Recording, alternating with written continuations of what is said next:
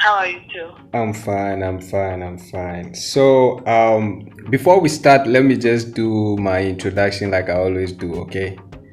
Before you Okay. tell me your experience at Agona Swedru. Okay, so guys, welcome to another episode of Ride and Chat. My name is Dr. Sam. Today, I'm doing phone-in conversation with a lady, that want to share her experience after staying in Swedru for some time. I just published one story regarding a guy that told me everything about Swedru. So she also want to say her part. So I'll keep quiet and give her the platform. So my dear sister, you're welcome. You were telling me that you have some experience at Swedru. There were a lot of things that you saw. Some of them you experienced it yourself, Yes. and yeah. So you have the platform. You can talk. You can narrate it. Okay. I actually lived in Swedru around, I think 2006 to 2009 there. Okay. And then, yeah, basically that was when this pen pal fraud kind of thing started. Okay. And back in the days, they were calling it pen pal boy, pen pal boy. Like anyone who goes to the cafe to chat a client is basically known as a pen pal boy or something. Okay. That's And the then that's the we all know that, Yahoo thing, right? yeah, but they were calling it pen pal boy. Okay. Okay. And then we all know that those days, smartphone wasn't common. So they go to the cafe, I think browse till the next morning. Okay. And when it was becoming too common, like when everybody started involving himself into it, kids especially started getting missing. Wow. And then, yes, and then like from school, as soon as you get back from school, your parents will warn you not to go out to play because they've been hearing stories of people getting missing, especially school children getting missing and all that. It was scary.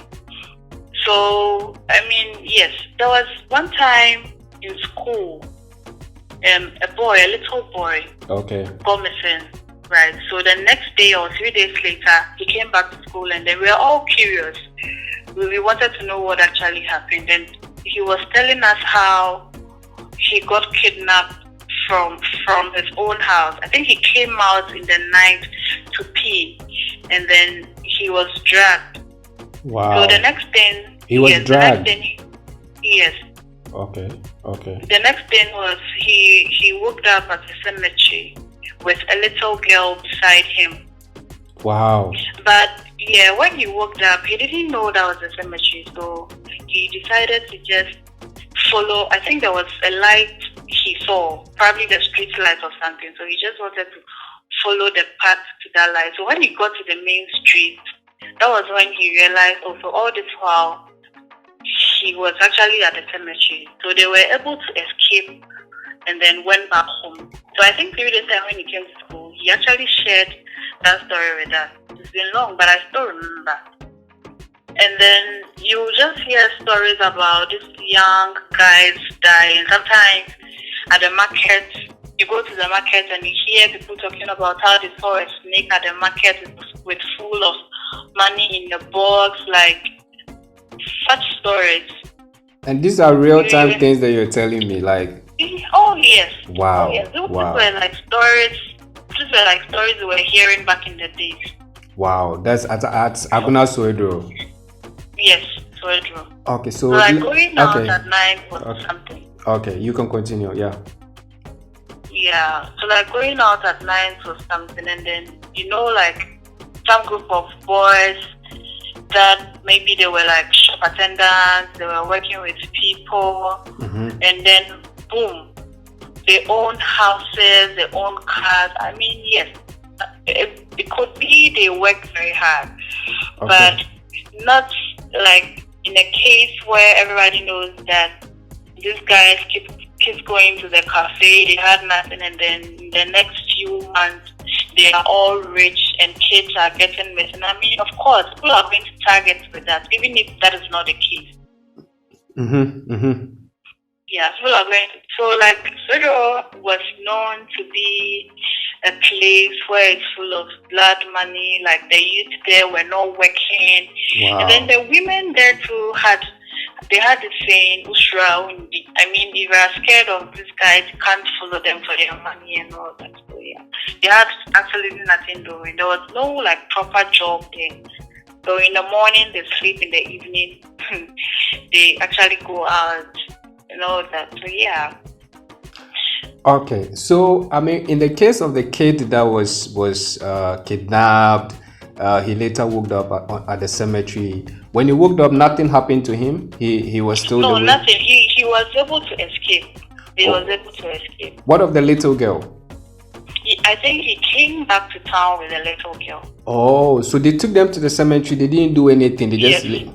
or they were I about think to. when Okay. they took them there, they left them there. I don't know whether they were going out to get something else or something. They just left them there. So they Oh, were fortunate to wake up woke. at the time Okay. they were not around.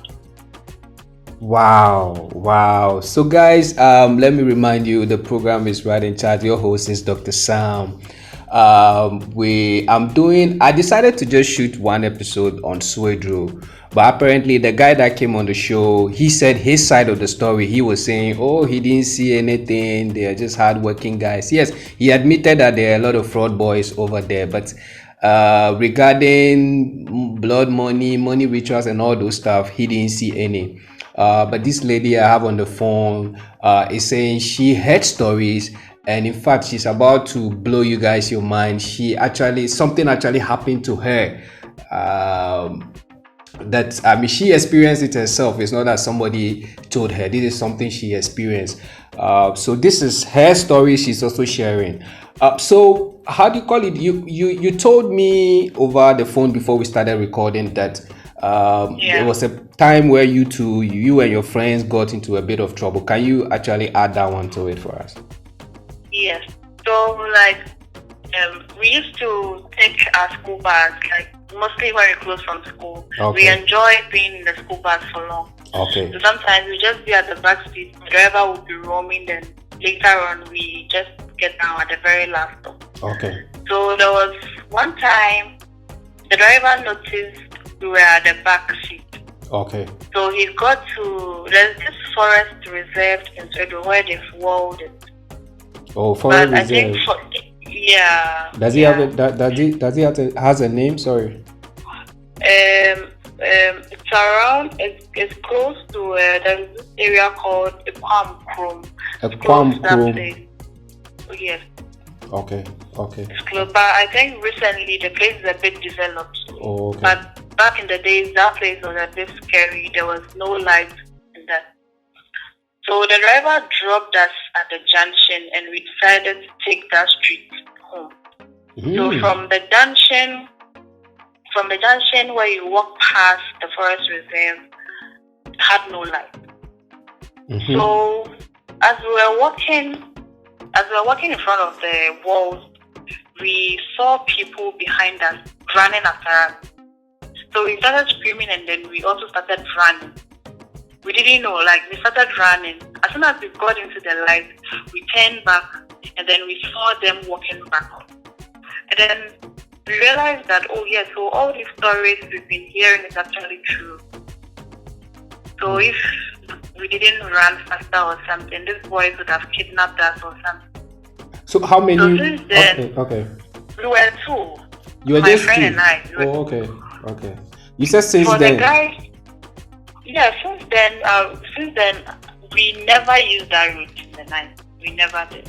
Wow. Because we were like very scared, and these stories kept coming. Like you hear kids getting missing, you like crazy stories. So why did the driver drop you guys over there near the forest reserve at that dark moment? What was his reason? So when he dropped you, where did he go? He drove off or what? He left. Yes, he left. But he was supposed to take you guys home. Yes, it's because we were supposed to get down like earlier. Okay. But we just wanted to be at the back seat for him to drop everybody. Then later on, we will go drop at our very last stop. Then we walk home. So where he dropped us was a bit close to our house, so we could just take that street and walk home. Okay. Yeah. Okay. But the place was dark. Yeah, the place was very dark. And immediately he dropped you guys. I mean, a group of people started chasing you. Yes. As soon as he dropped us and then he left, we saw like this guy started chasing us. How were they dressed? The guys that were chasing you guys? But I didn't see them. Okay, You it was see, dark. we just wanted to rush for our lives. Yeah. There was no time to look at them. Damn. But I remember as soon as we got in the light, we realized like no one was following us again. Wow. So guys, this has been, the phone-in conversation of Ride and Chat. My sister over the phone, she lives far away. If not because of that, I would have just gone there to interview her so that you guys enjoy the ride experience. But we'll still put this one out there to create awareness as usual. She's just telling me about the Swedru experience, what she has experienced herself. So aside from all these stories that you heard and the ones that you have experienced, is there anything else that you've heard again or experienced that you would like to add? No, I think it was just the story. It kept repeating itself. Okay. So do you still live at Swedru? No. Oh, okay. So but do you still hear story of the fraud, the scamming, and then all this blood money still going on? It's still there. But as to whether people are still getting missing, whether they are still tagging them with the blood money, I can't tell. You can't tell. Okay, you've put that one behind you. Yes. Okay. But we still hear stories about people still going on with this fraud thing. Wow. So at that time, So at that time, a lot of people were missing, like those days. Oh yes, especially school children, like kids. Wow. And people were becoming rich overnight, shop attendants and stuff like that. Yeah. Wow. Okay, so before we bring the show to an end, do you have anything that, like I always do, that you want to add? Any advice that you want to give kids, women, ladies like you? So were ladies also disappearing? Because it was just guys or kids? It was just kids. Okay. It was just kids. I mean, for the ladies, they were aware of whatever that was going on. Okay, so they were careful. Like I said, they had this motto like so they were like a bit careful and they didn't really care about what was going on. Okay. And then, like I said, you hear stories about it, but you can't really point out if this one is involved or that one is involved. Okay. Yeah. Okay.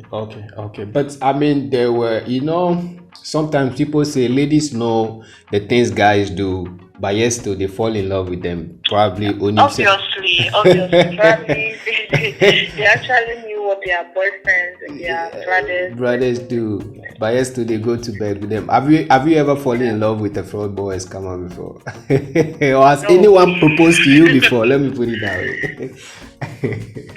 Okay, so there was this same Swedru guy. Okay. When I was living in Swedru, okay, I knew him very well. Okay, please speak louder this side. You said there was a Swedru guy. Yes, there was this Swedru guy. Okay. When I was living in Swedru, okay, we were a bit cool. Like when we met, as soon as we meet, we start talking and all that. Okay. So when I left Swedru, I think in about let's say 3-4 years later. Okay. I don't know how he managed to get my number back. Okay. And then he was telling me how rich he is now, and then how he owns everything now. He has a house, he has a car. I should come visit him. And I was like, yo, chill. I don't even want to have anything doing with the Swedru boy, so relax. Wow. And so yes, he was telling me to just give him it. Hello. Okay, so guys, I'll call her back. I think the network is misbehaving. Let me just quickly call her back so that we can continue the conversation. Hello. Yeah, hello. So I think the line, I mean, there was a problem with the network. So you can continue from where you left off, where the guy proposed to you. He was telling you all those things. Yeah, so he was like, he owns a house, he owns a car.